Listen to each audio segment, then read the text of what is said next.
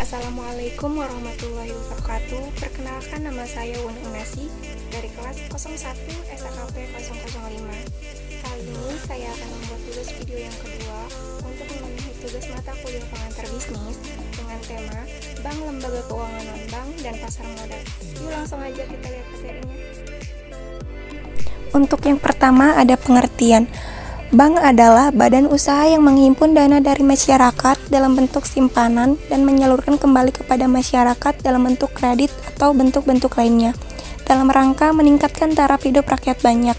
Sedangkan fungsi perbankan Indonesia adalah sebagai penghimpun, penyalur, dan pelayanan jasa dalam lalu lintas pembayaran dan peredaran uang di masyarakat, yang bertujuan untuk menunjang pelaksanaan pembangunan nasional dalam rangka meningkatkan pemerataan dan pertumbuhan ekonomi.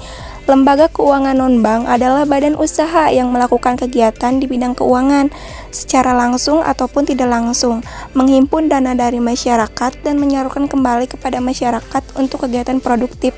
Fungsi perbankan ada 3 fungsi, itu yang pertama fungsi penghimpunan data, yang kedua fungsi penyaluran dana, dan yang ketiga fungsi layanan lalu lintas.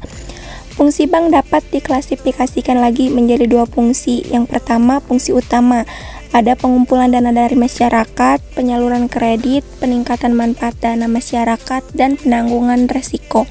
2. Fungsi tambahan ada, yaitu memfasilitasi pengiriman uang, mengeluarkan cek, dan menerbitkan bank garansi. Berdasarkan fungsinya, bank dapat dikelompokkan menjadi 4 kelompok, yaitu bank sentral, bank umum, bank pengkreditan rakyat atau BPR, dan bank syariah.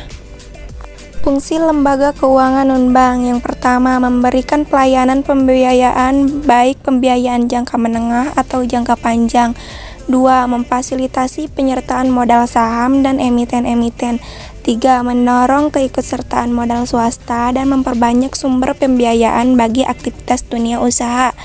4. Sebagai penggerak, perantara atau penanggung setiap pengeluaran dan penukar saham-saham, surat-surat utang, obligasi, dan surat berharga lainnya. 5. Sebagai salah satu lembaga penunjang pasar, baik pasar uang maupun pasar modal. Lembaga keuangan dibagi menjadi 3 kategori. Ada lembaga pembiayaan, yaitu seperti leasing, penggadaian, dan perusahaan pembiayaan konsumen. Kedua, lembaga investasi, ada reksadana dan lembaga sekuritas. Ketiga, ada lembaga keuangan kontraktual, ada asuransi dan lembaga dana pensiun atau taspen. Yang ketiga ada pasar modal. Pasar modal adalah pasar abstrak, tempat bertemunya investor yang akan menyerahkan sejumlah modal jangka panjang kepada pihak-pihak yang memerlukan modal untuk berinvestasi. Pasar modal juga memfasilitasi berbagai pilihan investasi lainnya, di antaranya ada deposito, saham, reksadana, dan sebagainya. Fungsi pasar modal: 1. Sebagai sumber penambahan modal bagi pengusaha. 2. Sebagai sumber pemerataan pendapatan. 3. Sebagai sumber peningkatan volume produksi. 4. Sebagai sumber penciptaan lapangan. 5. Sebagai media peningkatan pendapatan negara. Dan 6. Sebagai indikator perekonomian. Sekian penjelasan saya mengenai bank, lembaga keuangan non-bank, dan pasar modal. Mohon maaf apabila ada kata-kata yang salah pada saat penjelasan. Sekian, terima kasih.